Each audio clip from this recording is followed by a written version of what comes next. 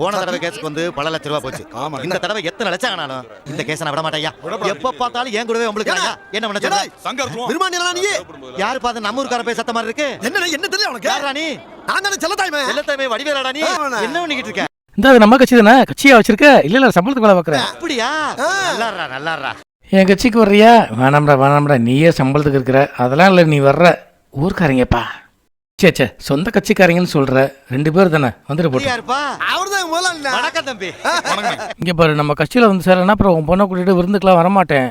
வந்து சேரு வந்து. என்னடா நம்ம ஊர்க்கார போய் பாசத்துக்கு ஒரு அளவே இல்லாம போச்சா? இப்ப சேரணுங்கிற. டேய் இங்க வாங்கடா, நம்ம ஊருக்கார பையன் வந்து கட்சி ஆரம்பிச்சிருக்கேன். எல்லாரும் வந்து சேருங்கடா, வாங்கடா. இது யாரா? நம்ம வயலுகப்பா. லாரி பின்னாடி நிக்குது. லாரியா? ஆமா. நானுமாடா பாசக்கார பயிலுக விட்டுட்டு சாப்பிடவே மாட்டீங்களடா. கட்சியில சேர சொன்னது தப்பா போச்சே. பாக்குறானே 2 பேர் வராங்கன்னு சொன்னா அலோவ் பண்ணேன். ஒரு கட்சியே வந்து நின்றுட்டு இருக்கு.